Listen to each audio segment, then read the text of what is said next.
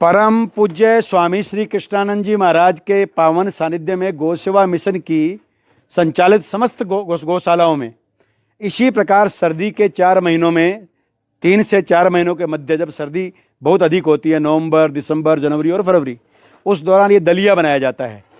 इस दलिये में मुख्यतः बाजरा होता है और गुड़ होता है। बाजरा और गुड़ का यह दलिया गायों को अंदर से गर्मी प्रदान करता है तथा पौष्टिकता भी प्रदान करता है। समस्त पंजाब और भारतवर्ष की गौशालाएं कमोबेश अपने अपने स्तर पर अपने साधनों के मुताबिक ऐसे प्रयास करती ही होगी, परंतु मेरा विशेषकर पंजाब की 550 गौशालाओं को विनम्र निवेदन है कि भयंकर सर्दी, कड़ाके की सर्दी पड़ रही है। आज लोहड़ी है, कल मकर संक्रांति है। ये सर्दी का एक चरम दौर होता है। इस चरम सीमा की सर्दी में गोवंश को दलिया, गुड़, तिल का तेल, सरसों का तेल इत्यादि पौष्टिक आहार मिलने से ही गोवंश अपने आप को वापस खड़ा कर पाता है, या यूं कह लीजिए जीवित रह पाता है, अथवा अपने आप को आगे के लिए ले जा पाता है।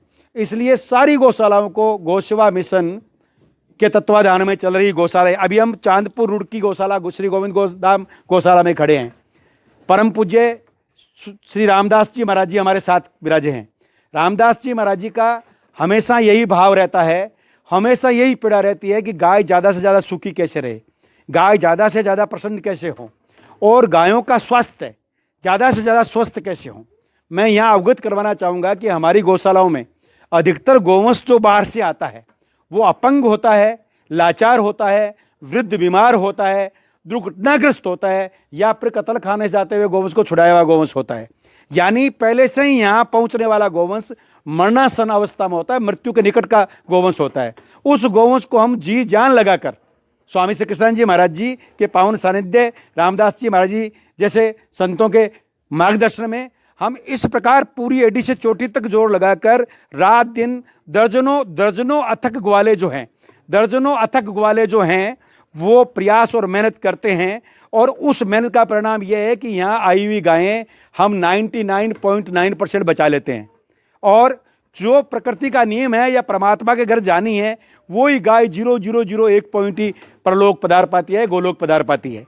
तो मैं सर्दी के मौसम में गौशाला संचालकों को विशेष रूप से कहना चाहूँगा कि बाजरी एवं गुड़ का दलिया, उसमें आप तेल मिलाइए, उसमें आप अन्य चीज़ें मिलाइए, वो एक अलग विषय है। आप अपनी सुविधा के मुताबिक, उपलब्धता के मुताबिक कि आपके पास कौन सा पदार्थ ज़्यादा मात्रा में, वो जरूर डालिए। लेकिन गायों को केवल सूखे चारे से, केवल हरे चारे से काम नहीं चलता है। सर्दियों में गरम गरम पौष्टिक आहार देने के तरीके अलग अलग होते हैं। पौष्टिक आहार अलग अलग गायों को अलग अलग तपेलों में डालकर, अलग अलग बठलों में डालकर भी खिलाया जा सकता है। लेकिन जब हजारों जैसे हमारी गौशाला चांदपुर रुड़की में हजारों गायें हैं, तो हजारों गायों को जब परोसने की बारी आती है, तब क्या होता है कि भारी गाय, स्वस्थ गाय, निरोग गाय, जवान गाय, कमजोर गाय को खाने नहीं देती है। तो इसलिए मैं गौशाला संचालकों से, मेरे गोभक्त बंधुओं से निवेदन करना चाहूँगा कि जहाँ बहुत ज़्यादा संख्या में सैकड़ों गौवंश है, वहाँ पर जो खेल गमान बनी हुई है जिसमें हम चारा परोसते हैं, उस चारे के मध्य में इसे ठंडा करके मिला दिया जाए और उसके बाद में गायों को छोड़ा जाए।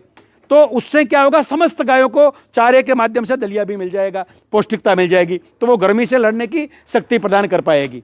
दूसरा, सर्दी के दौरान गौशालाओं के बाड़ों में और शेडों में जो भी हमने गायों का बचाव कर रखा है, शेड बना रखे हैं, टीन शेड बना रखे हैं, उनके आगे जो खुली जगह है, तेज हवाएं, ठंडी हवाएं, सर्द हवाएं गायों को घायल कर देती है, बींद देती है। पूरी रात, पूरे समय बरसात की झड़ियां लग जाती है, कई दिनों तक बारिश आती है, फिर ठंडी हवाएं चलती है, तो ऊपर शेड होने के बावजूद गायें सर्दी से बींद सी जाती है, इतनी पीड़ित हो जाती है जैसे हम मतलब क्या कहें।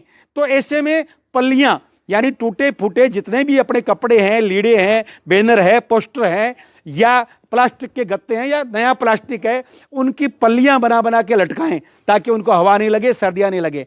और यहाँ पंजाब में बड़ी मात्रा के अंदर बहुत से प्रकार के घास होते हैं, जैसे सरकंडा हुआ, नेड़े हुए, कई प्रकार के घास होते हैं। तो उन घासों के आप छोटे छोटे पाल बना के, पाल गूंथ के, जो 7 से 10 फुट लंबे हो जाते हैं और चौड़ाई में 10-10 फुट के पाल बनाकर भी जहां जहां हवा लगती है वहां गायों के बाड़ों में, गमानों में, गायों के शेडों में जरूर लगाएं, ताकि गाय को सर्दी नहीं लगे।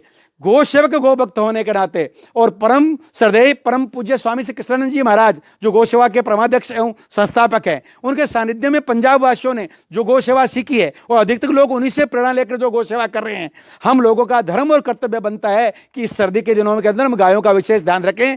यह आज दिखाने का मतलब कोई महिमा मंडन नहीं है, यह तीसरे दौर का दलिया बन रहा है।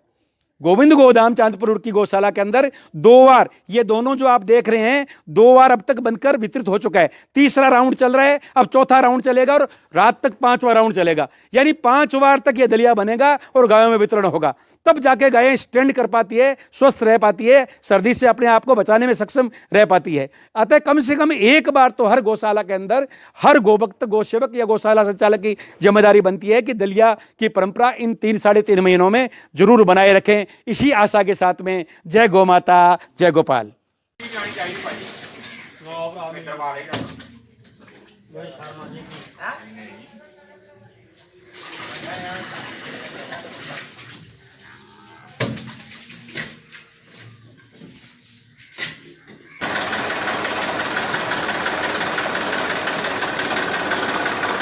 आगे मत कैमरा।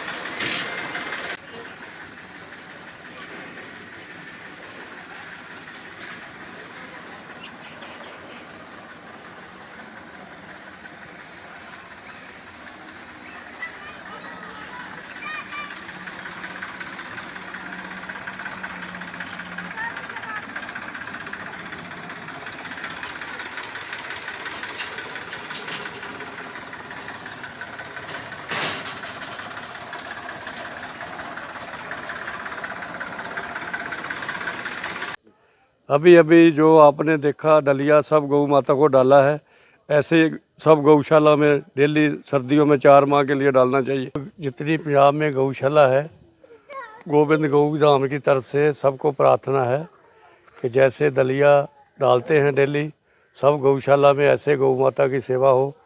जो कमज़ोर गौ माता है वो उनकी सेवा हो, तो उनको फिर घर घर में सेवा के लिए दिया जाए सारे पंजाब में। और ऐसे ही गौ माता की सेवा होनी चाहिए।